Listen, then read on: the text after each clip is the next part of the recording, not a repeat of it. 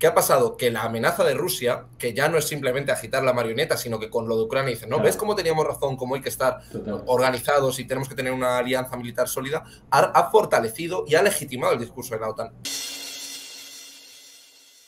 Lo que había era un cerco desde hace 2 semanas. Hace 2 semanas Rusia dijo que había anunciado la liberación de Mariupol, que es una de las principales ciudades portuarias de Ucrania, que tiene un valor estratégico muy importante.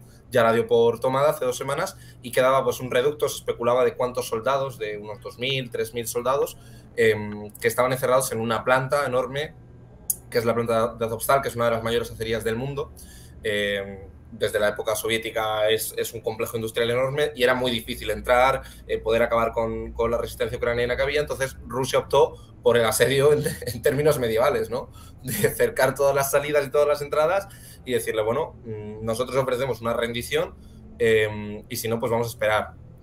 Hubo varios días que no hubo ningún tipo de operación, luego seguía habiendo bombardeos, pero no entraron dentro de las instalaciones y ya el alto mando ucraniano pues dio la orden a los soldados de rendiros.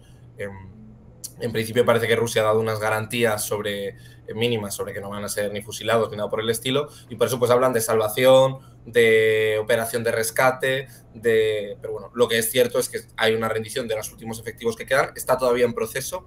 Hablaba el Ministerio de Defensa ruso hoy, como digo siempre, las cifras oficiales en cuarentena, y más aún en pandemia digital, de 1.700 soldados.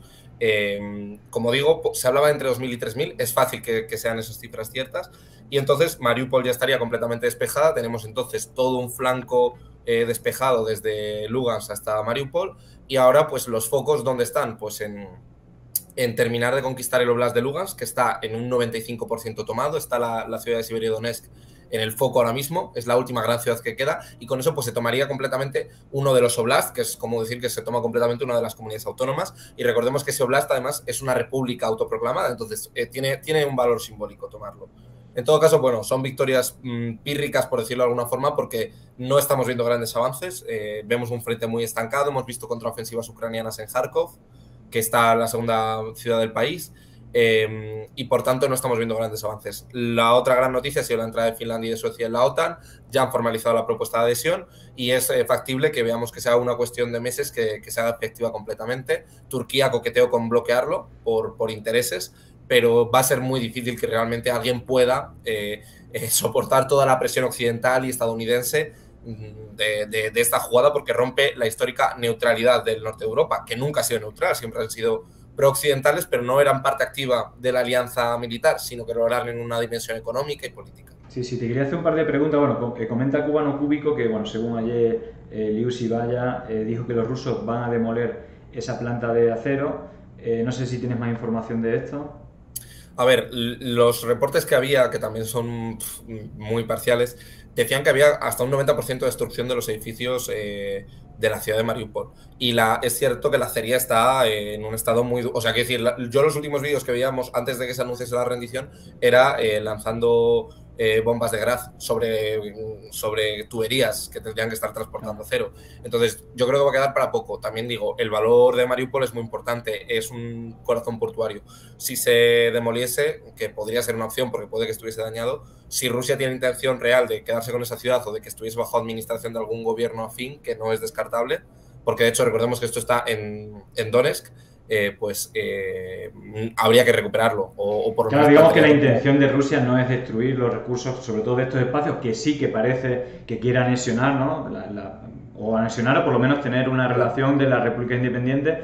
Evidentemente no quiere destruir los espacios estratégicos. Otra cosa Claro. que sea necesario o haya sido necesario o las circunstancias de la guerra han hecho que se produzca, pero en todo caso la clave es tener como el control estratégico. Mariupol es quizá donde la clave o donde ha habido más resistencia y la lucha ha sido como más dura, pero en todo caso sí que me gustaría preguntar, porque bueno, un poco haciendo relación al vídeo de Ina ya desde España, fuera de Rusia, hablando un poco que ella estaba en contra de la guerra, pero veía que estratégicamente creo que es un error. Yo estoy un poco en el mismo, coincido mucho con Inna Finagenova, y una de las cosas que decía es que ella considera a la OTAN una organización criminal o, bueno, digamos que es anti-OTAN, y que precisamente, y eso es lo que yo te quería preguntar, la tesis de ella es que realmente esto, más allá de debilitar a la OTAN, lo que ha hecho es fortalecerla y, por ejemplo, aparecen socios que no hubieran aparecido y por lo menos parece, primero, que no se le ve tan mal o gente que no le vería ningún sentido a la OTAN, te hablo de España, el ciudadano medio español dice, bueno, a lo mejor si estamos en problemas o hay posibilidades de guerra, pues no está mal que haya una organización militar que nos defienda y en este caso, sobre todo, y estos son datos, pues la intención de países históricamente neutrales y de cierta relevancia, incluso de cercanía también a Rusia, que se suman, bueno, que lo han hecho formalmente y que parece que podría tramitarse. Entonces, te quería preguntar cuál es tu valoración, sin ser blanco y negro, pero ¿crees que la invasión de Rusia, sin entrar en si está justificada y todo eso, sino cuáles son las consecuencias, analizando el peso de la OTAN y la valoración de países o si se ha fortalecido? ¿Tú crees que realmente ha fortalecido a la OTAN este movimiento, la invasión? O sea, falta por ver cuál es el balance final de la guerra, que tiene una dimensión económica, política, militar. Estados Unidos, hay elementos que no le están viniendo bien dentro de esta guerra. Por ejemplo, económicamente, claro que Rusia lo está sufriendo, pero Estados Unidos también. Pero desde un punto de vista de recolocar el tablero, la OTAN tiene ahora mismo un nivel de respaldo que no lo ha tenido en años ni en décadas. Es decir, la OTAN está más legitimada ahora y tiene una valoración más positiva, no solo en Europa, sino en Estados Unidos, que ya sin tener décadas. O sea, hay que recordar que hace cuestión de 3 años, antes de que se fuese Donald Trump de la Casa Blanca, Macron decía que la OTAN estaba en muerte cerebral, Donald Trump decía que la OTAN ya servía para poco y había una desunión muy importante. ¿Qué ha pasado? Que la amenaza de Rusia, que ya no es simplemente agitar la marioneta, sino que con lo de Ucrania dicen, ¿no? Claro. ¿Ves cómo teníamos razón, cómo hay que estar organizados y tenemos que tener una alianza militar sólida? Ha fortalecido y ha legitimado el discurso de la OTAN, porque el discurso de la OTAN es legítimo de cara a la opinión pública occidental, porque además la comunicación que se consume va toda en esa misma dirección. Entonces, la OTAN ha ganado en legitimidad lo que no tenía, pero desde los 80, o sea, desde el conflicto, desde la Guerra Fría, la idea o el adversario político que un poco por miedo, ¿no?, termina unificando, lo hace. Entonces, ahora mismo la OTAN no solo ha ganado en legitimidad dentro del entorno, porque como digo, o sea, fíjate, hace 3 años Donald Trump decía que todos los países tenían que tener un 2% en defensa, invertido como mínimo porque era una condición necesaria. Un montón de resistencia, sí. Y eso ahora como que no está tan mal visto, incluso. Pero es el mínimo, o sea, eso ahora es el mínimo, no hay ningún país que de la OTAN que te quiera invertir menos de un 2%, ¿sabes? España, con el mismo gobierno, con el del PSOE, se negó en su momento al 2% en defensa y ahora mismo ya lo está aplicando. ¿Por qué? Por una cuestión de que se ha hecho hegemónico el discurso, porque las reticencias hacia la OTAN eran relativamente legítimas y eso ha sido también una torpeza de Rusia, porque, bueno, ha sabido moverlo con mucha inteligencia Estados Unidos y yo diría que Estados Unidos ha conseguido reforzar su liderazgo en el mundo occidental. Bueno, ya ese mundo occidental no es el mundo hegemónico, ya no estamos en el unipolarismo, pero sin duda alguna el liderazgo estadounidense y de la OTAN está reforzado, porque a ojos de los europeos Estados Unidos era una potencia que podía estar en un cierto desgaste o en un cierto caso, o que ya entraba de una manera más tosca. Pero ahora mismo, lo que digo, no solo van a pedir la unión Suecia y Finlandia, sino que además tenemos maniobras y ejercicios militares en nuevos países que no pueden entrar porque tienen conflictos abiertos, pero que tienen intención. Podría ser el caso de Georgia, podría ser el caso de Moldavia, que ya han dicho que tienen interés. Entonces, realmente hay un refuerzo claro de la OTAN como baluarte y como vanguardia de la defensa. Ahora mismo, y tú lo ves en las encuestas de opinión, preguntan a los finlandeses y hace 3 años la mayoría estaba en contra de entrar y ahora hay una mayoría que está a favor. Y es una cuestión, por supuesto, de comunicación, pero también porque la invasión de Rusia ha permitido que empiece esa campaña tan fuerte. Total, yo creo que sobre todo la percepción, porque esto también tiene como su parte subjetiva, pero a mí mi percepción, tratando de ser objetivo, es como que la OTAN no tenía ningún sentido, incluso para el ciudadano medio, ¿no? Le ha notado gente politizada, y como que ahora el sentido común dice, bueno, si estamos en peligro de guerra y tal, pues a lo mejor la OTAN, ¿no? Y aparte con la propaganda otanista, si lo quieres llamar así, o antirrusa, pro-ucraniana, de los medios masivas en España, como que el sentido común de la gente normal que no se informa mucho y ve la tele y dice, joder, pues esto de Rusia es un peligro y que nos puede defender es la OTAN, ¿no? Como simple sentido común y sobre todo eso, la suma de aliados. Pero bueno, en todo caso, hablando de geopolítica y cruzando el charco, digamos que hay precisamente si vamos desde Europa hay un acercamiento a la política exterior de Estados Unidos, en América Latina yo creo que se está concentrando un fuerte eje de no reírle las gracias a los Estados Unidos o no de seguir el dictado de los Estados Unidos. Y precisamente en México, aquí, bueno, yo te puedo comentar un poco cuáles son los temas centrales, pero aparte me sorprende mucho cómo la gran mayoría se siente súper orgullosa de la agenda externa en este caso, de López Obrador, que recientemente, digamos, hay dos movimientos, y porque creo que lo has seguido, ha hecho una gira a Centroamérica que no tiene nada que ver con ideología, sino ha visitado todos los países de Centroamérica, que son los que están al sur de México, desde Bukele hasta Díaz-Canel, bueno, ha visitado todo y es algo así como mirar al sur, ¿no? Al mismo tiempo que critica políticas.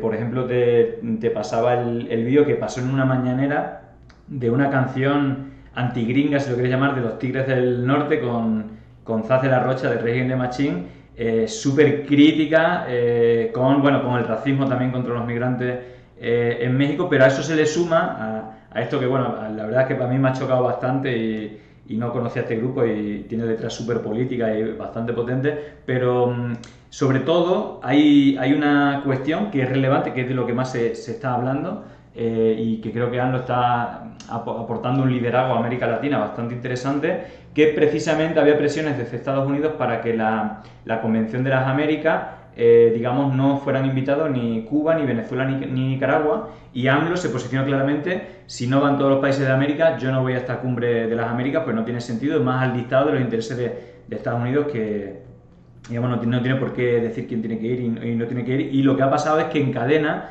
prácticamente todos los gobiernos de América, a excepción de Canadá, Bolsonaro, Guillermo Lasso y Panamá, creo, y Duque y Colombia, digamos los que son de derecha, que han dicho que sí asistirían, incluso estarían a favor de que no fueran estos tres países.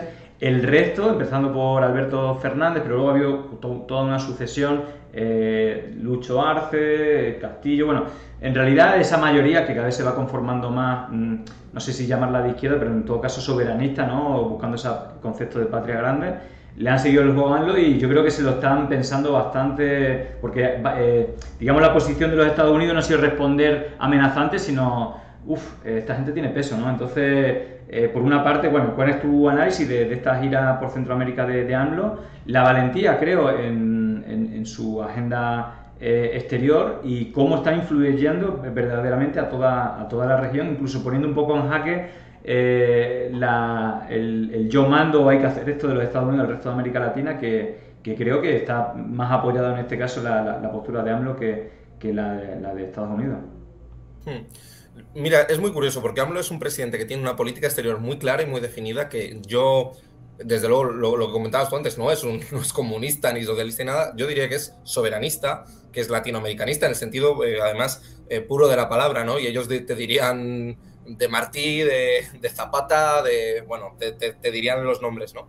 Y es un presidente que tiene una política exterior muy clara y que, pero pese a tenerla muy clara, ha sido muy casero. Ha salido al exterior 3 veces. 2 de ellas fue a Estados Unidos y no era una cumbre, no era una gira exterior. Fue a hablar en Naciones Unidas, a la conferencia de Naciones Unidas anual, y fue a hablar con el intercambio de la Casa Blanca con Joe Biden. Creo que era con Biden y no con Trump. Y esta ha sido la tercera vez que salía al exterior, pero ya era una gira. Y era una gira con toda la intencionalidad. Ha ido a todos los países de Centroamérica, ha ido a Belice, que es un país que tuvo colonización británica, que no tiene a lo mejor tantos lazos, y ha ido con una política muy clara, ¿no? de defensa, de estrechar lazos, y luego ha hecho una parada que era la destacable. Allí en Centroamérica el tema principal era la migración, asentar económicamente. López Obrador defiende y está negociando en paralelo con Estados Unidos ahora mismo la cuestión migratoria, porque es verdad que se están batiendo récords de llegada de migrantes a la frontera sur de Estados Unidos. Y además es que Estados Unidos necesita a México. Ahora esto lo voy a enlazar con la cuestión de la Cumbre de las Américas. Y entonces en Centroamérica muy bien recibido, con aprecio y con valoración por todos, porque además López Obrador no defiende una política de mano dura, aunque desde luego tiene un despliegue militar importante y en los momentos clave sí que se han visto imágenes de cómo los militares mexicanos han dificultado la llegada de los migrantes, pero defiende una política de inversión en el Triángulo Norte, en todos esos países, y eso es una visión compartida por los países centroamericanos, y ahí pues ha tocado hueso, ¿no? Y con eso va con una baza para negociar Estados Unidos, que como digo, ahora mismo están negociando una política de inversión en Centroamérica y en México para asentar a la población. Pero tú esa cumbre por Centroamérica, que es natural, la enlazas con Cuba. México tiene una tradición histórica de buena amistad con Cuba, incluso durante los gobiernos conservadores de Fox bueno, es que con todos, ¿no? O sea, con todos los presidentes mexicanos han ido una vez a Cuba pues desde el inicio de la revolución, ¿no? Hay una simpatía natural y hay ciertos elementos que lo explican. Incluso ya los gobiernos mexicanos tuvieron tolerancia para que el buque Gramna saliese desde allí hacia Cuba. La disidencia cubana estuvo allí organizada, bueno, muchas cuestiones. Sí, ¿no? simplemente por añadirte una cosa, más allá de Cuba, si hay algo que México ha tenido es como darle cabida y exilio político o, en este caso, a toda la ciudadanía. Bueno, en el caso de España es claro, ¿no? Los republicanos que huyeron de la guerra civil son millones y de hecho fueron súper bien recibidos y digamos que están también bien valorados aquí, pero no es una cuestión puntual, sino que históricamente a aquellas personas que por diferentes motivos han tenido dificultades, siempre ha sido bien recogido. Por ejemplo, el tema de Julian Assange, hace poco también le dio cuando le quitó, bueno, con todo el problema que le quitó Ecuador el asilo y todo esto, también México ha alzado la voz y también le asilo, pero en realidad tiene que ver como un gobierno humanista, una tradición humanista, independientemente casi de ideología, ¿no? Es decir, que es una cuestión más abierta de personas que por injusticia o por situaciones pues están en dificultad, y México siempre ha tenido los brazos abiertos, y yo creo que con Cuba, claro, por cercanía pues y con las dificultades que ha tenido, pues también yo creo que tenía ese mismo cariz receptor y de buenas relaciones diplomáticas. Claro, es lo que dices, hay una matriz común en todos los gobiernos. Lo que pasa es que con López Obrador se ha acentuado. Un ejemplo solo de lo que decías. Mira, México es un gran país que dices tú, reconoce a la República Árabe Saharaui Democrática, que dices tú, bueno, es una tontería, digo, porque es uno de los casos que yo controlo, pero con gobiernos conservadores que estaban muy bien alineados con Marruecos, y Marruecos que intenta, dice, no, bueno, yo tengo una política de no injerencia, de respeto a la soberanía, y entonces, pues a mí me lleva que un conflicto que ni me va ni me viene y le ha generado problemas con Marruecos, pues lo mantengo, o le he dado asilo a Evo Morales, o con Lázaro Cárdenas a todos los republicanos españoles, entonces sí que hay un hilo común. Y López Obrador, que tiene hilo común, no tenía por qué forzarlo tanto. Y fue a Cuba, se fue con Díaz-Canel, le dieron la mayor orden que entrega el gobierno cubano a ciudadanos extranjeros, la orden José Martí, y fue una demostración de sintonía. Y a partir de ahí empezó una ofensiva diplomática interesante, que era la Cumbre de las Américas no tiene una periodicidad determinada, se inventó, la primera la cogió Bill Clinton en los 90, entonces no depende directamente de la OEA, pero la OEA ayuda a organizarla, está dentro de ese paraguas, de esa maraña, ¿no? A través de la cual el Norteamérica, Estados Unidos, intenta coaccionar y controlar a América del Sur, ¿no? Y Centroamérica. Y en esa lógica quiero decir, Cuba, Venezuela y Nicaragua han asistido a todas las cumbres de las Américas, salvo a algunas que inicialmente organizó Estados Unidos, o a la última de 2018 no fue Venezuela porque no se le invitó, no se le extendió la invitación. Pero sí que han ido. ¿Qué pasa? Que Estados Unidos ha querido decir que como no son países democráticos, porque él extiende los carnets de democracias, pues no los iban a invitar. Claro, allí ha topado con una reacción en cadena que es muy buena, porque creo que es el primer gran movimiento regional que se va sin ver años. Se han plantado los 14 países de la CARICOM, que son países muy pequeños, es cierto que no son grandes países, pero han dicho que si no iban Venezuela y Cuba, Venezuela se proyecta de manera natural hacia el Caribe y tienen mucha influencia de Venezuela. Y Cuba es el mayor país de todo el Caribe. Bueno, pues esos dos países tienen mucho valor, y 14 países, es decir, si en América Latina hay 30 y pico países, 33 en total, 14 se han plantado y han dicho que no van si no va Venezuela, Cuba y Nicaragua. Luego llegó López Obrador y dijo, yo no voy si no van estos tres países. Después fue Luis Arce, Xiomara Castro se ha pronunciado, y hay que ver qué se hace. Sin duda alguna sería un fracaso que Joe Biden se sentase e intentase organizar la Cumbre de las Américas y lo hiciese con una decena de líderes. Bolsonaro, Duque y el de Canadá. Claro. Y además son líderes en retirada. Claro. Quitando a Guillermo Lasso, que Sí. todavía tiene por delante Bueno. todo el mandato. Si da tiempo hablaremos de Ecuador. Está en una situación, yo creo que Sí, crítica, catastrófica también, sí. impresionante el nivel de muertes. Yo creo que ya van miles, pero no solamente en las cárceles, sino en las calles. Nivel de En las delincuencia calles. no conocido desde quizás la época de Maguad. Bueno, fue más crisis económica, pero también hubo bastante delincuencia y muertes y tal, que precisamente era ministro Guillermo Lasso en la mayor crisis de Ecuador de la historia económica, pero que tuvo muchas consecuencias. Pero bueno, lo que tú dices, como hay como una tendencia claramente, y también hablaremos de Brasil y Colombia, que favoritos son Lula y...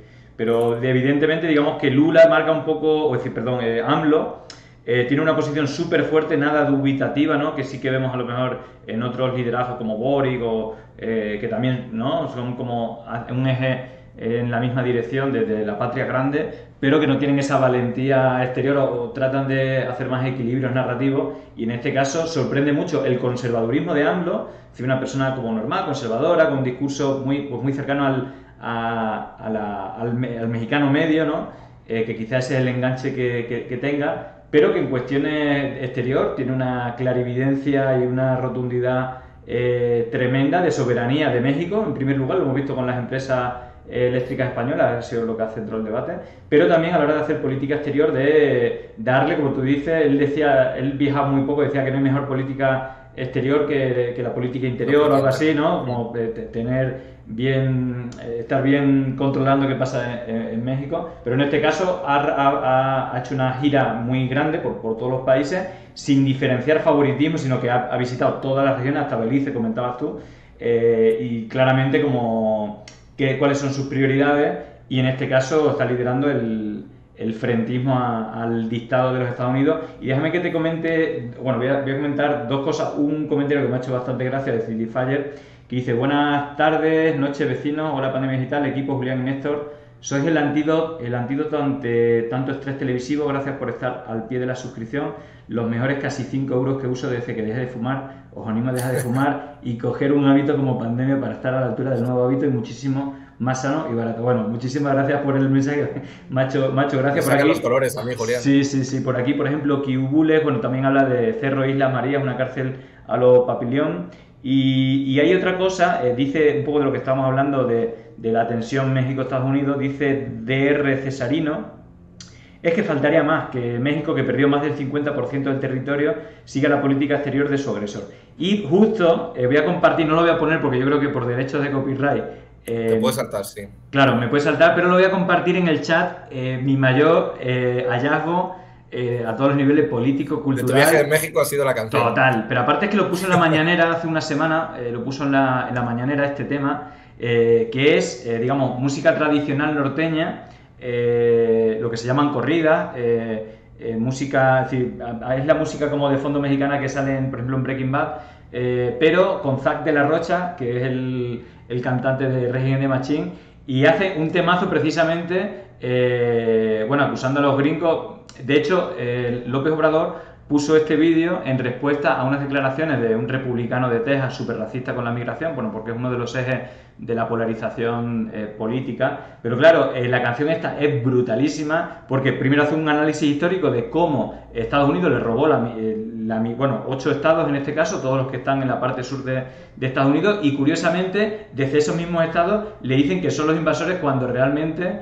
creo que la frase somos más americanos que cualquier gringo, bueno, más o menos sigue eso, y que aparte dice: yo no crucé la frontera me cruzó a mí. Bueno, la verdad es que la recomiendo porque es espectacular. La verdad que es súper fan de este tema, pero de más temas. Y el hecho de que una canción tan contundente, tan agresiva, contra una narrativa de los Estados Unidos, bueno, habla también un poco de algo de ese frentismo a no callarse cuando ve injusticia, cuando atacan al pueblo mexicano, etcétera. Entonces, bueno, si te parece, luego hablando de Cuba y Venezuela, ¿no? Que al final, y Nicaragua, que son como los tres patitos feos, ¿no? Que bueno, aparte del acoso mediático, bueno, la repetición que en todas las campañas de América Latina pues le repiten que pues ustedes se lo decían a Castilla, se lo decían, bueno, a Boris, a Petro, es como el botón rojo, ¿no? narcodictaduras bolivarianas, aunque no, digamos, no haya elementos, por lo menos en Venezuela, que es lo que más repite, de dictadura y tema de narcotráfico, como muy narrativa, pero en todo caso sí que ha habido cambios. Hay un elemento que me gustaría, si hay un tema que es el de los bloqueos, que no sé si ha habido cambios, pero hay otro tema que es la negociación de la compra, es decir, un poco de sustituir a Venezuela, el petróleo venezolano, por el déficit o intentar bloquear más las compras a Rusia, pero en todo caso ya vimos un acercamiento de Biden y que realmente puede cambiar la economía de Venezuela, que por lo menos aparentemente el presidente, ¿no? Dice, muy bien, muy bien, que eso es lo que más me llamó la atención, esto ya hace tiempo, qué bien, juntitas las banderas de Venezuela y Estados Unidos a la hora de hacer negocio, pero en todo caso no sé cómo están, creo que hay algunas novedades, yo por lo menos las he leído por encima. Entonces, bueno, ¿cómo está el tema de tanto de bloqueos, sanciones económicas y temas de petróleo en principalmente Venezuela y Cuba? Mira, yo ponía un tuit en mi cuenta justo porque es muy curioso. Llevaba 2 años ya Joe Biden en la Casa Blanca de inmovilismo completo. Es decir, no es que dijese, está manteniendo una política de no moverse con lo que es un consenso general. Es que no es un consenso general lo que había hasta ahora. El marco que teníamos ahora era que Donald Trump había multiplicado las sanciones sobre Cuba y Venezuela y eso no era un consenso. Él en campaña electoral dijo que no iba a cumplir esas sanciones y que las iba a revertir y se esperaba que lo hubiese hecho. Durante 2 años ha estado en completo inmovilismo y en un día, con horas de diferencia, abrió la veda en Venezuela y abrió la veda en Cuba.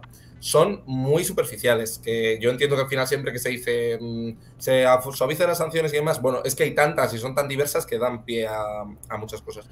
Por empezar por lo que es un poquito más tangible, lo que sí que tiene un poquito más de chicha, lo de Cuba. En Cuba sí que vemos un cambio importante, aún así es muy curioso porque si lees la prensa, pues bueno, te quedas con las medidas, pero si tú lees el propio comunicado que saca la Secretaría norteamericana, dice que lo hacen para ayudar a la población pese a la brutal dictadura cubana tal y cual. Bueno, de facto, evidentemente lo han hecho y estaba en connivencia y en colaboración en parte con el gobierno cubano que debía de saberlo, ¿no? Pero bueno, quiero decir que todavía lo justifican diciendo que es para intentar hacerle la vida un poquito más amable a los ciudadanos cubanos, lo cual, pues claro, bueno, tienes otras... Si quieres ayudar a los ciudadanos cubanos,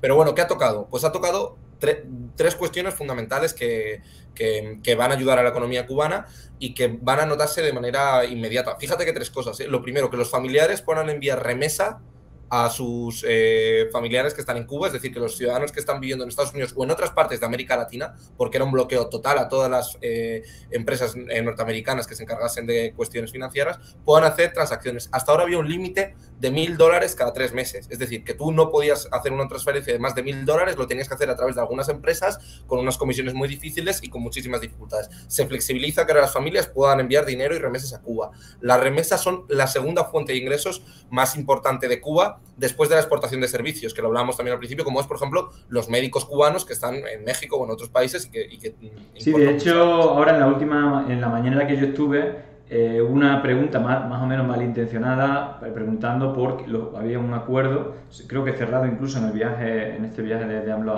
a Cuba, sí, del ingreso de 500 médicos cubanos, porque hay una necesidad de especialidades, sobre todo en zona rural, y le preguntaron como diciendo, los médicos no opinan, o hay médicos, y bueno, parece que hay médicos, pero hay déficit en las zonas rurales y de especialidades, que es un poco lo que va a cubrir. Es decir, pero es como un elemento súper polarizante de la derecha. Bueno, antes de que me comente, bueno, gracias Basiliza y Seth por la suscripción, que ya son 3 meses de antigüedad. Bueno, en todo caso, digamos que el tema de Cuba, AMLO, en este caso, lo enfrenta valientemente. Luego los Estados Unidos y el resto, ¿no? Tienen que intentar, más allá de las medidas que tomen, una narrativa siempre como negativa o tratar de penalizar al gobierno de Cuba, pero lo que está claro es eso, que no tiene sentido.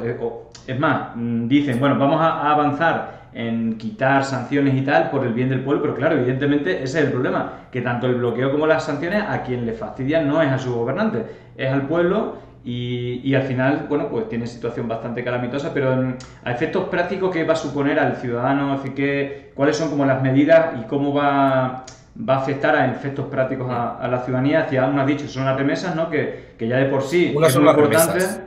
Es importante porque mucha población cubana recibe remesas indirectamente. La segunda es el turismo.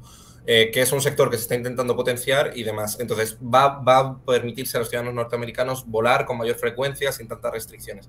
Y la tercera es que Estados Unidos va a permitir que se compre alguna parte de tecnología o de financiamiento de terceros países, que ni siquiera Estados Unidos necesariamente, para los emprendedores, los cuentapropistas cubanos. Entonces, fíjate, no es ninguna locura, no está levantando el bloqueo para importar cierto tipo de productos, de materias primas. Son tres factores que son importantes para la economía cubana, los cuentapropistas que van a poder acceder a tecnologías y a patentes que hasta ahora tenían restringidas, el turismo, que es una fuente de ingresos significativa, y las remesas. Entonces, bueno, es un cambio, pero como digo, precaución, cautela, el gobierno cubano le va a venir bien, pero no es ni mucho menos un fin del bloqueo ni nada por el estilo. Y además son medidas que aplicó Trump. Es decir, no estamos volviendo a la era Obama, que en la era Obama se dieron pasos. No. Estamos volviendo parcialmente. Coexisten todavía medidas coercitivas de Trump, existe el bloqueo, que sigue sin tocarse. Incluso Biden, para que lo sepamos, Biden ha sancionado funcionarios cubanos que siguen estando sancionados. Es decir, desde que llegó Biden a la Casa Blanca, por ejemplo, hay más altos cargos cubanos que están sancionados y eso no se le ha dado la vuelta. Entonces, mucha precaución con el discurso que se intenta vender. Yo lo decía también en el tuit. Creo que al final es una cuestión de pragmatismo y de que no quiere tanto ruido en América Latina y que va a celebrar en un mes la Cumbre de las Américas. Creo que no va a invitar ni a Cuba, ni a Venezuela, ni a Nicaragua.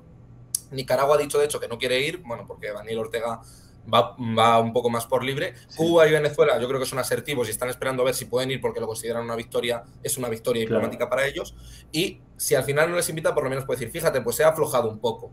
Con Cuba ha hecho eso y con Venezuela, fíjate con Venezuela qué relajación ha hecho. Ha permitido a la petrolera Chevron y a otras petroleras venezolanas tener contacto con PDVSA, que es la petrolera estatal. No les autoriza ni a perforar, ni les autoriza a vender petróleo directamente, ni a que se cierren nuevas operaciones. Simplemente es como un acto de buena fe, en plan, mira, yo voy a dejar ya que las petroleras vayan allí a Venezuela, establezcan qué tipo de... Incluso que hagan negocios con el propio petróleo venezolano, ¿no? Es decir, como claro, de subcontratistas, es decir... Chevron evidentemente va a negociar internacionalmente mejor la venta de petróleo que el propio PDVSA, ¿no? Por cuestiones obvias. Entonces incluso de que sea un operador, no de extractor ni refinería del petróleo, pero sí de tercerizar o de facilitar las ventas, porque parece que hay una necesidad geopolítica internacional, necesitan el petróleo de Venezuela, pero sigue habiendo esas reticencias políticas contra Venezuela. Entonces una solución, digo yo, se me ocurre, no voy perdido, pero que puede ser que sea casi como intermediario comercial o algo así, ¿no? Fíjate, México, precisamente a lo que lo supedita un poco Estados Unidos es a que se retome el diálogo entre gobierno y oposición, que está en México, que López Obrador tiene también una política muy asertiva. Entonces, vamos a ver qué se puede hacer. De todas maneras, hace falta el petróleo venezolano para bajar el precio del barril de Brent. Y eso lo quiere Estados Unidos porque lo necesita. Pero ojo, para que baje el barril de petróleo no es tan fácil como decirle a Venezuela, produce otra vez petróleo. Tienes que quitarle parte de las sanciones y además claro, la industria petrolera venezolana está muy dañada por años de sanciones, mala gestión, abandonos, sabotajes y demás. Entonces va a hacer falta que venga Chevron o que venga una empresa extranjera como estaban haciendo las petroleras rusas con tecnología o los iraníes y traigan piezas de recambio, traigan reparación, traigan tecnología y arreglen eso. Es decir, ahora mismo, si tú pones a producir toda la capacidad venezolana no va a servir. Va a ser un proceso que necesita de inversiones. Esas inversiones ahora mismo el Estado venezolano no las tiene. Las ha buscado en China y las ha buscado en Rusia. Si quiere Estados Unidos ser parte de ello, va a necesitar también. Entonces, por lo menos va a tener que autorizar a que las empresas inviertan en los términos que les deje el gobierno de Venezuela. Entonces, por eso es tan importante, no es tan fácil y Estados Unidos lo sabe, entonces va a tener que ceder si quiere hacerlo y está midiendo los tiempos. Y por cerrar, quiero decir, por si querías cambiar de tema, tiene una ventana de oportunidad muy pequeña que se está cerrando ya. En noviembre hay elecciones de midterm, las de medio mandato de Estados Unidos. Se va a renovar Congreso y Senado y es muy importante porque hay un voto hispano muy duro, es más bien un lobby, que es el lobby que hay en Miami, que hace mucha campaña con esto y toca mucho la fibra con esto. Entonces, como es un tema que además se lanzan a la cabeza unos a otros con Venezuela, que parece un estado más de Estados Unidos, no, pues o lo hace ahora o si lo hace más, cuanto más se acerca a noviembre, más difícil va a ser que veamos esto. Entonces, yo creo que vamos a ver los últimos movimientos y después de noviembre puede que sigamos viendo esta política, porque es la lógica, porque como digo, no es lo que quiere Biden, pero es lo pragmático. Normalizar la situación en América Latina, que le trinen lo menos posible a los gobiernos de la región.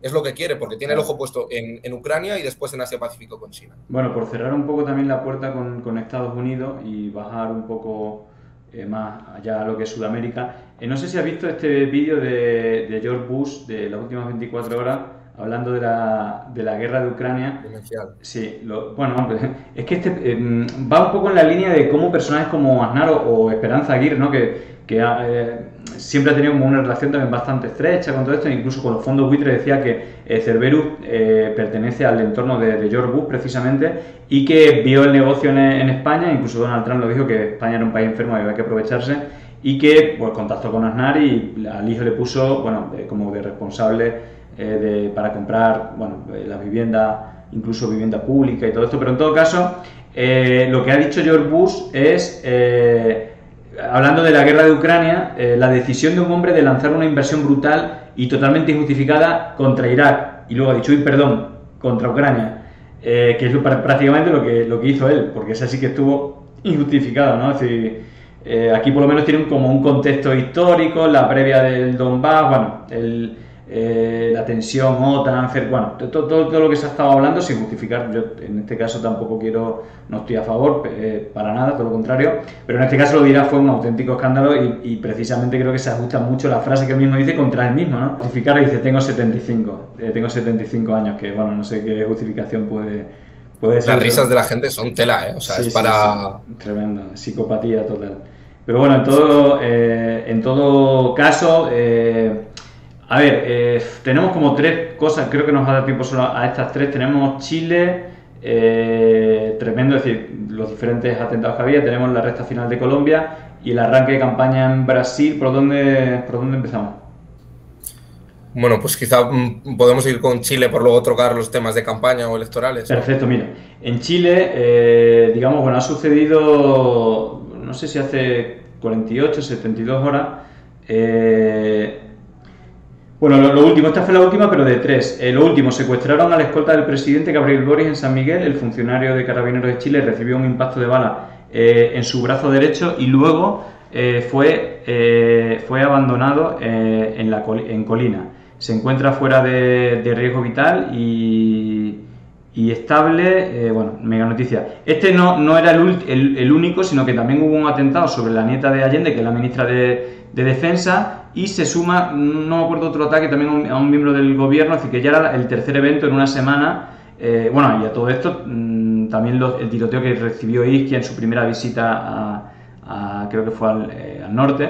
Pero en todo caso, aquí lo que está es sobrevolando, bueno, pues el fantasma, digamos, de épocas anteriores, con Allende, etcétera.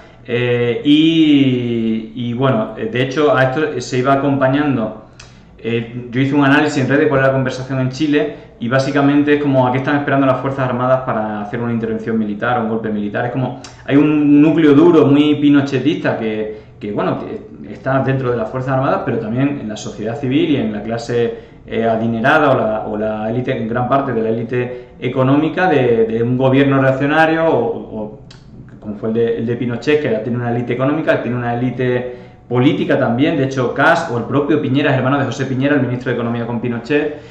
Digamos que hay como todo un extracto social, digamos, que apoya, es minoritario, pero que tiene mucho poder y mucha relevancia, y sobre todo dentro de las Fuerzas Armadas, que creo que es el gran problema, cómo desarticular esa tensión o esa animadversión de las Fuerzas Armadas, que siempre fueron muy apoyadas por esta élite que te decía. Incluso los carabineros, que son las policías que hacen fuerza de choque, que en las manifestaciones masivas llegaron a asesinar decenas de personas, a centenares de personas quedaron sin ojo. Bueno, hay una tensión ahí de una parte, esa minoría defendiendo todos los abusos de las Fuerzas Armadas, y por otro lado, pues desde el Frente Amplio, desde Boris o desde los propios manifestantes, pidiendo que se respetasen los derechos humanos, el derecho a manifestación, etcétera. Entonces, que sí que existe esa tensión que está dando como unos episodios bastante llamativos, porque no es nada normal.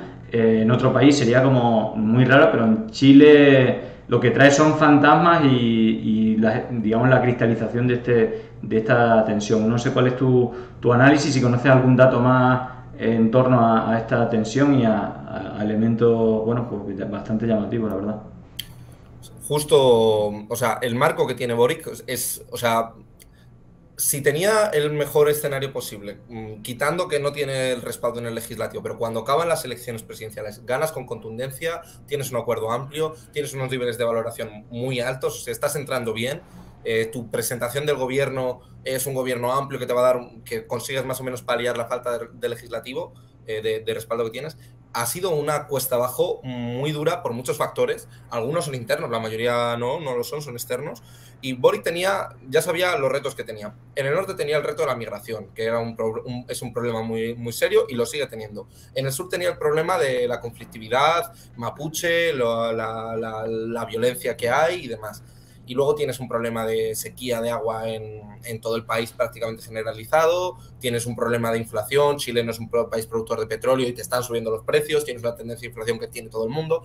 Se ha juntado un cóctel muy bueno y luego te está haciendo una oposición bronquísima la derecha, ¿no? O sea, está a cuchillo contigo. Claro, esto no ha Bueno, cambiado, digo que esto siempre es como muy habitual, en los últimos años ha sido tremendo, pero claro, en cuanto hay condiciones, y aquí lo hemos visto, condiciones que perjudican la vida diaria del ciudadano, y bueno, también le penalizó a Piñera, o Piñera quedó con un 4 o 5% de apoyo. Entonces, claro, no es lo mismo estar en la oposición o decir hay que hacer cuando eres gobierno y hay cosas que a corto plazo son imposibles de solucionar, ¿no? Entonces, esto sumado a la situación crisis internacional económica que afecta a los bolsillos, como tú decías, un país que depende también de los hidrocarburos externos, de las importaciones, con la subida del precio, bueno, igual que nos está pasando aquí, ¿no? Es decir, que tampoco hay que irse muy lejos, ¿no? Pero en todo caso, bueno, más allá de que sigas con el análisis, quería hacer un comentario porque se junta esto y no lo hemos hablado cuando hemos hablado de México.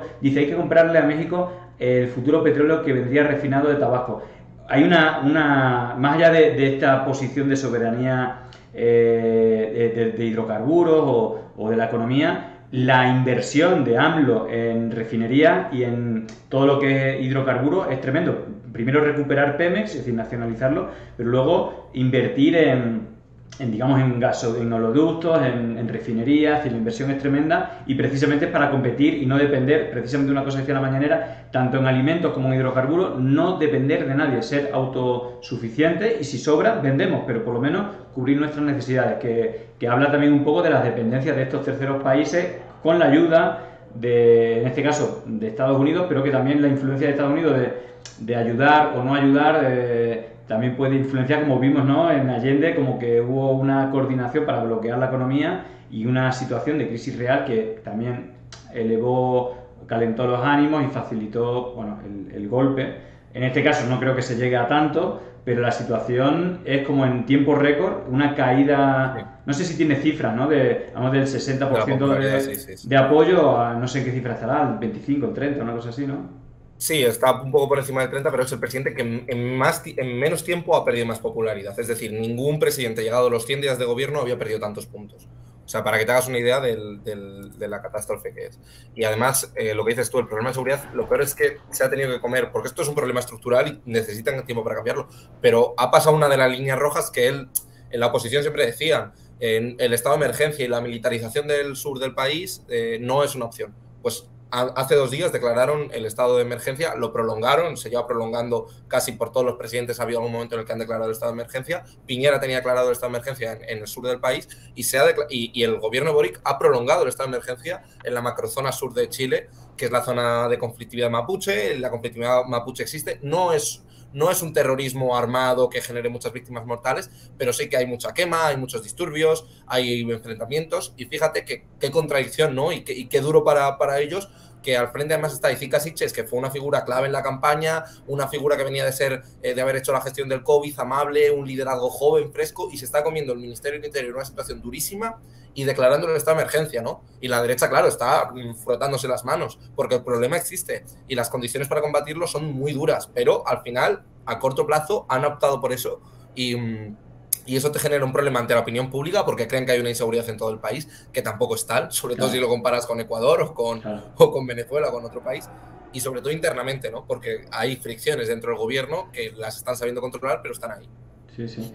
Bueno, de todas maneras, dando un poco el salto, a ver, de Chile por cercanía, bueno, Brasil está más cerca, digamos que hay, bueno, un arranque de campaña, hay dos elementos.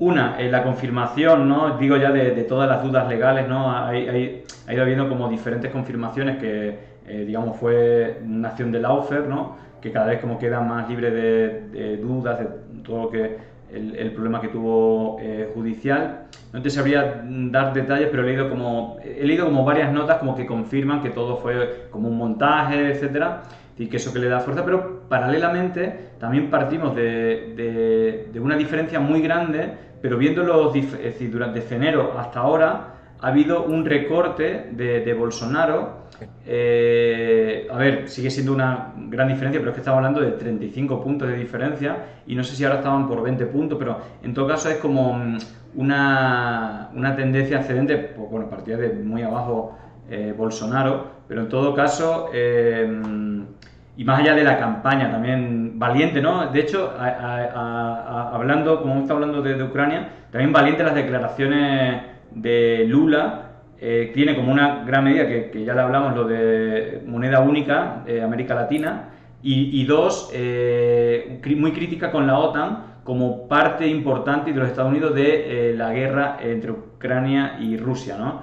Es como casi nadie se atreve a hablar o meterse ahí precisamente en contra de la narrativa mayoritaria en los medios, etcétera, pero también, bueno, no deja de ser otro frente, otro vector contra la política de los Estados Unidos, que habla claro, contra la OTAN. Por eso digo que aquí en Europa ha habido como un acercamiento a la OTAN, a los Estados Unidos, pero en América Latina cada vez se suman más vectores a una contraposición de esta lógica, ¿no? Claro, o sea, hay que tener en cuenta, además lo que dices tú es valiente porque yo decir, nadie, en Brasil tampoco te piden a ti que opines sobre la guerra en Ucrania y abrir la boca para darle caña a Zelensky, yo digo, madre mía, digo, yo si soy asesor de campaña y quiero tener pocas turbulencias no habría dicho eso. Pero bueno, es valiente, ¿no? Y además Lula es que es una figura que es tan carismática, yo me imagino que es como Petro también, o sea, qué dos liderazgos tan fuertes tiene, ¿no? Que es un problema también en América Latina, que tiene una tradición muy caudillista, no necesariamente en el más sentido de la palabra, ¿no? Pero bueno, Andrés Araújo se lo comieron con patatas al pobre, quizá porque le faltase también un poco ese perfil. Pero bueno, sí, Lula está en una campaña ya, o sea, va a ser brutal la campaña en Brasil, porque además es que Bolsonaro no va a renunciar de ninguna de las maneras a la presidencia. Y entonces, si yo lo dije, creo que lo hablamos la última vez, yo me veía más probable que desconociese el resultado de Bolsonaro a que lo hiciese Keiko Fujimori, que ya tenía antecedentes, ¿no? Pero tú acuérdate en Perú la que hubo con un resultado más o menos ajustado y ya Bolsonaro está agitando las campanas de posible fraude y demás. Vamos a ver qué pasa. Bolsonaro ha construido una alianza cada vez más amplia, se van sumando cada vez más movimientos sociales, partidos, y no ha terminado de cuajar ningún tercer candidato. Sergio Moro se ha bajado, el exministro de Justicia. Ese es el elemento que dice que puede haber influido más, porque era como un candidato, no fue su ministro de Justicia, pero es verdad que tuvo tensión entre Moro y Bolsonaro. De hecho, hubo varias acciones judiciales, sobre todo con temas de noticias falsas, etcétera. Pero es verdad que se ha vuelto, es decir, que se ha retirado, no sé si por tacticismo o por algún acuerdo con Bolsonaro, pero en todo caso es el principal elemento que, o por lo menos lo que me decían con la gente que hablaba, que pensaba un poco de esto, que seguramente ese sea el elemento más importante. Pero básicamente es como un aviso de que no está todo hecho, como que no está tan claro, y sobre todo Bolsonaro es el amo de las campañas sucias, entonces claro, está claro que todavía no ha empezado, pero está por venir.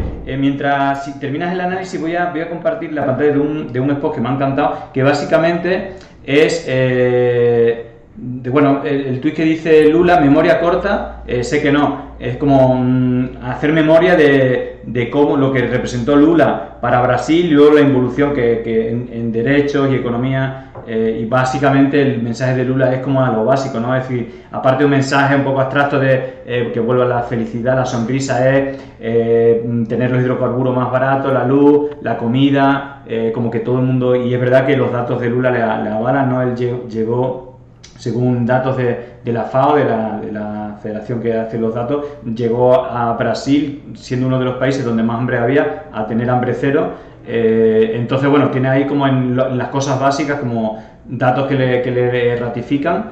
Pero vaya, bueno, no sé cuál es tu valoración de estas posibilidades del crecimiento de Bolsonaro o del de cómo va la campaña y cuál es tu diagnóstico de hasta dónde puede llegar esta evolución de Bolsonaro, si pone en peligro la presidencia, que parece como favorito Lula. Mientras voy poniendo de fondo el spot que habla un poco de esto, pero bueno, termina con... O sea, la posición de Lula está claro que es de ventaja, es decir, que parte como favorito. Eso es objetivo. Yo a partir de ahí, los sondeos, ahora mismo no me creo ninguno porque no son realistas. ¿Por qué? Porque como dices tú, la cuestión es que Bolsonaro va a hacer una campaña muy sucia y tiene ahora mismo todos los recursos del Estado. Eso incluye financiación, capacidad, uso de ministerios, de instituciones, del aparato estatal.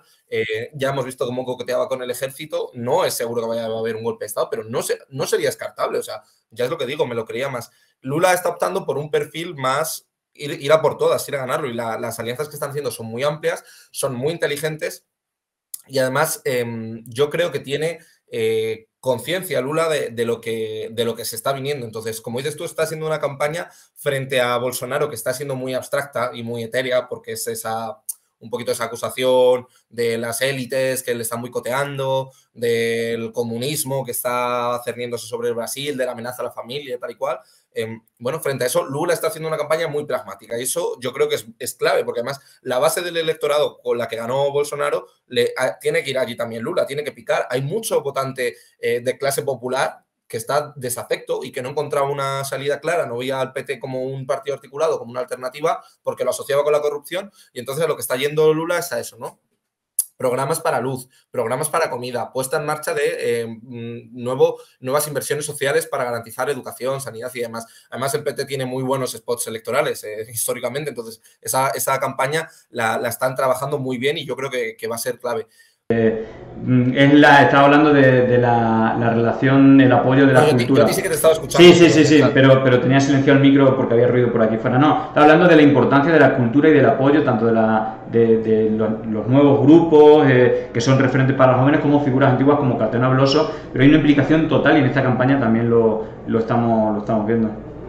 Mire, y decías tú antes que no surge un tercer candidato porque es que se está polarizando tanto. Es decir, es lo que dices tú, es que al final, es que lo has dicho muy bien, dices, no es solo que apoyen a Lula, sino que es contra Bolsonaro. Entonces, al final, quedan 6 meses y ya está, bueno, un poco menos quedan 4 meses y está todo el mundo contra Bolsonaro y con el movimiento de Lula también. Entonces, es muy difícil que salga una tercera figura. Yo casi la descartaría. Seguro que habrá algún candidato que roce el 10%, incluso que puede que quede por encima. Pero vamos a ver un tú a tú. La duda es si Lula consigue ganar en primera vuelta. Lo tiene muy fácil Lula, lo tiene más fácil que Petro. Sí. Siempre lo digo también porque este es el debate que habrá en Colombia, ¿no? Quedan 10 días para las elecciones. ¿Va a ganar en primera vuelta? No lo sé. Lula sí puede hacerlo. Ajá. Sí, está claro y sobre todo porque también hay otra cosa, que Bolsonaro ha tenido un gobierno desastroso más allá de los desaires, digamos, contra el tema del coronavirus y tal, y sus declaraciones desafortunadas a nivel práctico, a nivel del día a día. Bueno, pues Brasil, digamos que, bueno, como muchos países, ¿no? Ha tenido una crisis económica y un aumento de niveles de pobreza, de servicios sociales y todo esto. Entonces, bueno, en todo caso... Y a ver cómo lo deja, porque le quedan 4 coletazos y ya ha anunciado el nuevo ministro de Energía y Minas, que lo ha nombrado hace 3 días, no, hace una semana, que va a intentar privatizar parcialmente Petrobras, que ha habido una ofensiva y se han privatizado cientos de empresas. Bueno, es que son miles, porque dices tú miles, sí, hay miles, son matrices, unas más pequeñas, más grandes, todo un conglomerado, y van a meterle mano a Petrobras, que es la mayor empresa de toda la región, ¿no? Energética. Colombia, había una cosa que tiene a lo mejor que ver con todo lo que hemos visto anterior, porque tú incluso estabas dando la posibilidad de un golpe o de algún otro golpe que no sea democrático en Brasil, en Chile hemos visto lo que hemos visto, y en Colombia, creo que ya lo hablamos la semana pasada, parte de su gira la ha tenido que suspender porque había amenazas reales de grupos paramilitares en la zona, creo que cafetera, pero bueno, en la zona uribista. Claro, entonces, claro, estamos hablando de un avance, no sé si de la democracia, pero de fuerzas progresistas o soberanistas por lo menos, y vemos las resistencias que en Colombia, claro, que es una plaza histórica, igual que Chile lo fue, es una plaza histórica con mucha relación, vinculación de Estados Unidos, ¿no? para poner resistencia a que no lleguen gobiernos como el de Boric o como el de Petro, y que de una manera u otra se traduce en violencia o en elementos antidemocráticos, pero parece que en este caso va a ser insuficiente, o por lo menos Petro parece como favorito, no tanto a lo mejor como Lula, pero en este caso también se manejan cifras de 20%, incluso parecía que había una polarización con Fico Gutiérrez, pero parece que el ingeniero Rodolfo Hernández está como otra vez remontando y todavía... Bueno, fíjate, desde un punto de vista pragmático, a Petro le interesa que si no suma el 50%, que de momento ninguna encuesta se lo está dando con claridad, pero no es descartable, yo lo veo difícil, ¿eh? Le interesa más pasar contra Fico que contra Rodolfo Hernández, por el factor polarizador que tiene la derecha y porque es uno de los ejes claros que ha tratado, ¿no? Y Rodolfo Hernández es ese personaje outsider que sale, que te dice que es un hombre muy fresco, que es un tipo honesto, que está en contra de la corrupción, que está en contra de los partidos tradicionales, y hay una parte del voto de Petro que tú ves esos trasvases y dices tú, hay una base discursiva que los dos apelan a lo mismo, a la regeneración estatal y tal. Entonces le interesa más a Petro, sabiendo que va a tener en la segunda vuelta a todo el mundo en contra, ese paso eventual, contradicciones de la vida, ¿no? Interesa mejor casi más que quede la derecha en segunda posición y demás. Queda 10 días justo, es el 29, si no me equivoco, sí. Sí, domingo 29, las elecciones, entonces queda yo creo poco tiempo para ver pero puede pasar de todo en estos 10 días. Lo que dices tú, o sea, la imagen, es que además en Colombia, o sea, ¿qué país? Tenemos todavía pendiente algún día ese monográfico, si no cuando vuelvas tú, pues en una caña seguro que lo trataremos, porque decir, es que leí hace poco, es que no quiero decir la cifra mal, pero el partido político de la izquierda colombiana hablaban de genocidio porque habían matado en los últimos 30 años a 3.000 o 4.000 militantes. O sea, es una barbaridad. Sí, no, increíble. Militantes UP de Unión Patriótica. Sí, de Unión Patriótica. Pero que llegaron a asesinar a 3 candidatos a presidencia, 180 alcaldes, que se dice pronto, y bueno, más creo que son 4.500 militantes y cargos, que es una de las patas, solamente una, porque luego tenemos el tema de los... Bueno, de los cárteles del narcotráfico vinculados al gobierno, al uribismo, a grupos paramilitares que apoyó, que hacían la labor sucia que no podía hacer el gobierno, los militares, en defensa de ciertos cárteles que le financiaban al mismo tiempo y con una élite económica, pero sobre todo se dan circunstancias tan increíbles como el asesinato de 6.402 personas ya demostradas, que seguramente son más de 10.000, de lo que se llaman falsos positivos, que es dentro de, entre otras cosas, del Plan Colombia, que era financiación de los Estados Unidos y también de España, ¿no?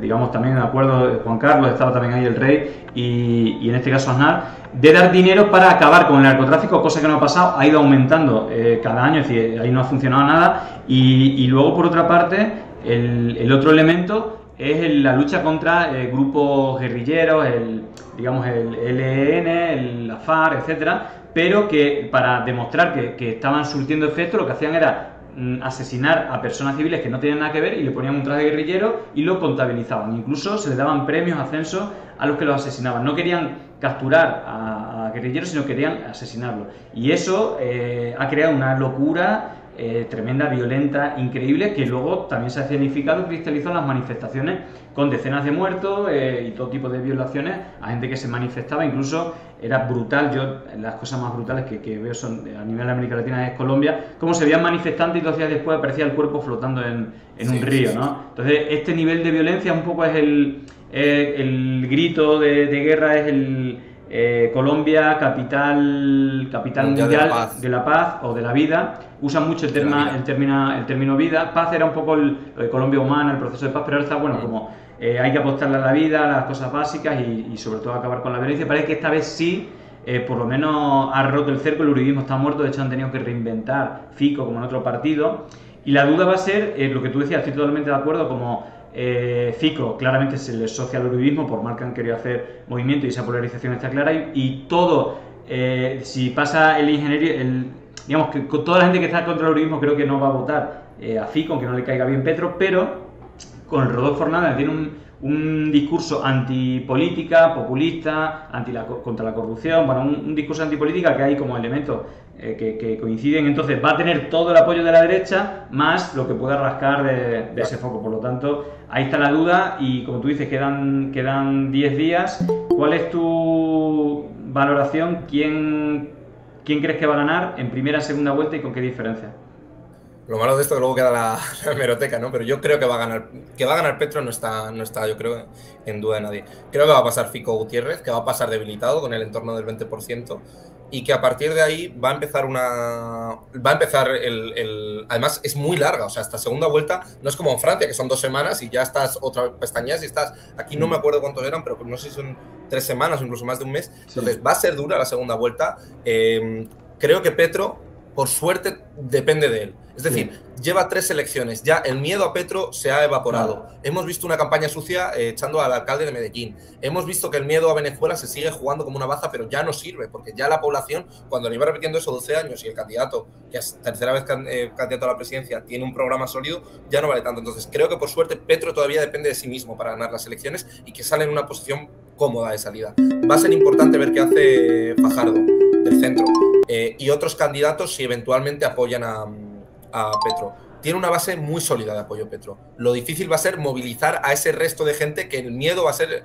Claro, es que al final están movilizando en torno al miedo. Entonces, cuando movilizas con el miedo, como pasa con España, como pasa con cualquier país, es muy difícil poder movilizar a tu electorado y poder apelar a la ciudadanía. Y lo que está consiguiendo Petro, y es en lo que tiene que centrarse estos últimos 10 días de campaña, es en poner en el centro del debate no la cuestión del miedo, de la inseguridad, de Venezuela, sino lo del día a día, lo de comer, lo que decíamos de Lula. O sea, en Colombia ya hay 1 de cada 3 ciudadanos está en riesgo de pobreza o es pobre. Entonces no necesita irse afuera. Y Petro es en lo que ha centrado la campaña. Y si sigue por ahí, tiene opciones reales de ganar. Por el contrario, la derecha está hablando del riesgo, del ELN, de que qué va a pasar con la guerrilla, de la violencia. Entonces, tiene esas opciones. De todas maneras, seguro que lo comentaremos más entre medias cuanto más se acerque. Y perdón, había buscado el dato. O sea, para que te hagas una idea, 4.616 asesinatos y 1.117 desaparecidos de Unión Patriótica, según la Jurisdicción Especial de la Paz, que es un organismo oficial en Colombia, es decir, no es ningún dato. Entonces, ver a Petro dando el discurso con chalecos antibalas y con escudos ha revivido lo peor de los años más duros de Colombia. Falta por ver, ¿no? Pero como digo, lo tiene en sus manos. Creo que no lo podemos decir de todos los candidatos progresistas que vienen en América Latina. Él creo que todavía tiene esas opciones de hacerlo y va por todas, o sea que puede, lo más probable es que gane. Yo creo que va a ganar. Y sobre todo una plaza histórica, ¿no? Que lleva muchos años en manos de la derecha. Nunca ha habido izquierda. Claro. Ha habido gobiernos más o menos liberales, pero nunca ha habido un gobierno de izquierdas abiertamente. Y mira que Petro tampoco es. Claro, es que aquí vienes de Duque y de Uribe, pues todo es de izquierda, pero no es un tipo, ¿sabes? No es un comunista. Está claro. Bueno, pues nada, Néstor, muchísimas gracias por el análisis. Ya tenemos esperando a Basilio, así que bueno, muchísimas gracias. Disculpa, Basilio, por la tardanza, que al final siempre con todos los invitados te pasará igual, que te quedabas hablando más. Claro, siempre. Bueno, lo dicho, gracias, Néstor, un abrazo y hasta pronto.